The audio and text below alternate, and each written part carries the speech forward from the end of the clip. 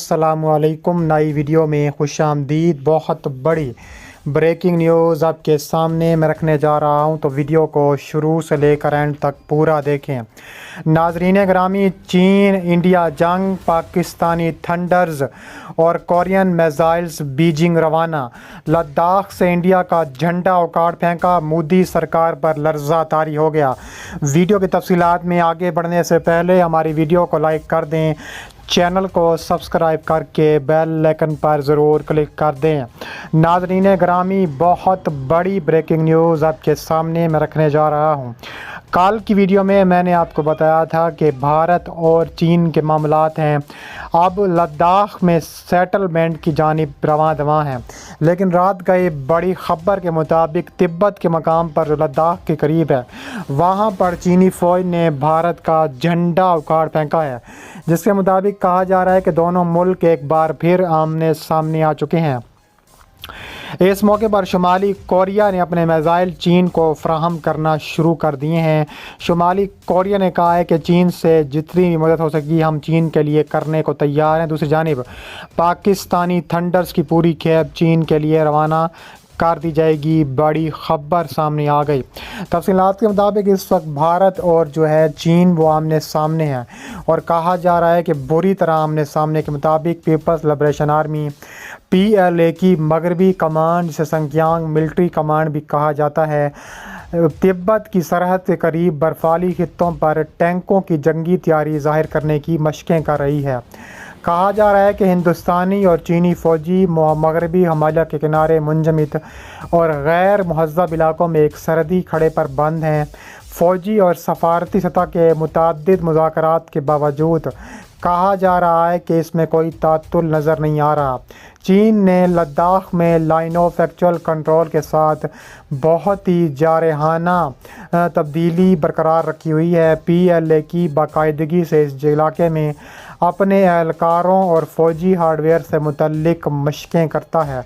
अब एक फ़ौजी साइट ने कहा है और तस्वीर शेयर की हैं जो शदीद सर्दी के मौसम में हकीकत पसंदाना तरबियत की मशक़ में हिस्सा ले रही हैं। कहा जा रहा है कि हिंदुस्तान और इंतहाई फर्तीली है और ये किस्म का खित्ता है जिसमें इंजन को सहारा देने का फ़ैसला इस वक्त किया जा रहा है।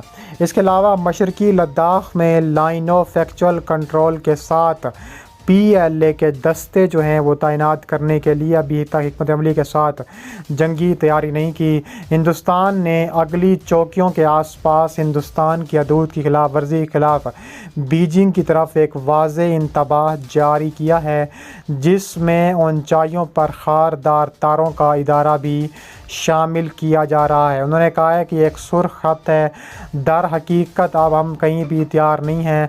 हालांकि एहलकार ने कहा है कि हिंदुस्तान चीन अभी तक इत्तेफाक राय को नहीं पहुंच सके।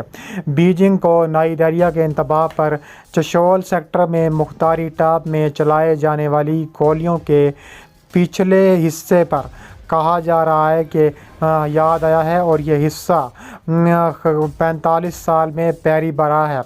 PLA से खित्ते में अपनी तामीर को मुस्तहकम बना रहा है, जिसमें तिब्बत में फ़ौजी मशक़ में हिस्सा लेने वाले फ़ौजी भी शामिल दिखाई देते हैं।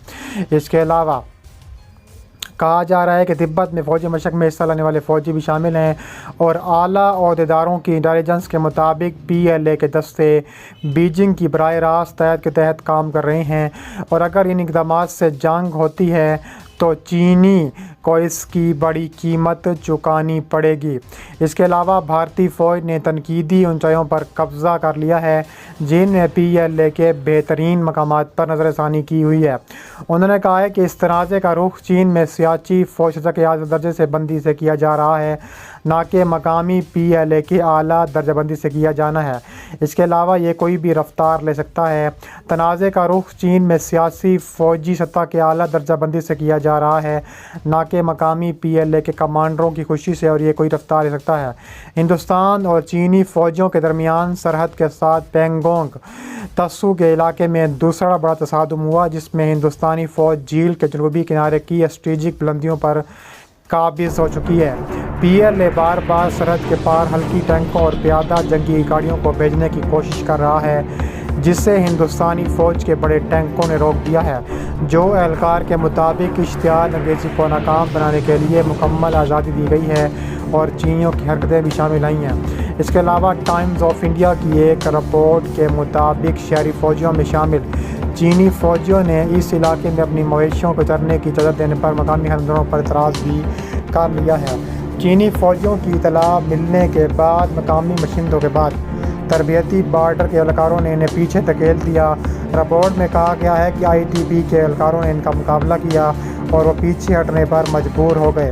ادھر ہندوستانی سرزمین پر مبینہ چینی دراندازی کے بارے میں ITB کی طرف سے کوئی سرکاری بیان سامنے ابھی تک نہیں آ سکا۔ اس کے علاوہ مزید کیا کہا جا رہا ہے؟ مزید کہا جا رہا ہے کہ چین اور بھارت بری طرح آمنے سامنے ہیں۔ چین بھارت کو ہر صورت سبق سکھانے کو تیار بیٹھی ہے اور چین چاہتی ہے کہ بھارت کو عبرت کا نشان بنایا جائے کیونکہ بھارت باز نہیں آ رہا۔ اس کے علاوہ کہا جا رہا ہے کہ چین نے لداخ خطے میں ایک بڑی پالیسی اپنائی ہوئی ہے۔ چین چاہتا ہے کہ بھارت کو خطرناک ترین تابڑ توڑ کر یہاں کا فیصلہ کیا سکے۔ لداخ میں چینی فوجیوں نے بھارتی فوجیوں کو اغوا بھی کر لیا ہے اور انڈین فوج کی پینٹیں بھی اتار دی ہیں۔ اس کے علاوہ کہا جا رہا ہے کہ آرکی ٹیکو سنگھ کی ایک ٹویٹ آئی ہے۔ اس ٹویٹ میں انہوں نے کہا ہے کہ لداخ میں بھارتی فوج کے کچھ افیسر اور سپاہی لاپتہ ہو گئے ہیں اور ان فوجیوں کو چینی فوج نے اغوا کیا ہے۔ پیپلز لبریشن آرمی نے دھمکی دی ہے کہ ان فوجیوں کو پہاڑ پر گھیرا ہوا ہے اور وہ ان کو نیچے پھینک دیں گے جس سے کافی نقصان ہوگا۔ تفصیلات کے مطابق لداخ میں چینی اور بھارتی فوج کے درمیان کشیدہ صورتحال ہو چکی ہے جس میں line of control actual control پر گلوان وادی میں بھارتی فوج اور چینی فوج آمنے سامنے ہیں اور کہا جا رہا ہے کہ بھارتی میڈیا کے مطابق کشیدہ صورتحال کے بعد بھارت اور چین کے فوجی حکام کے درمیان صورتحال معمول پر لانے کے لیے مذاکرات بھی جاری ہیں۔ چینی وزارت خارجہ کے مطابق بھارتی فوج نے 2 مرتبہ سرحد کی کھلا خلاف ورزیاں کی ہیں اور چینی اہلکاروں پر حملہ بھی کیا ہے جس کے نتیجے میں دونوں اطراف کی سرحدی مشقیں بھی سامنے آ چکی ہیں۔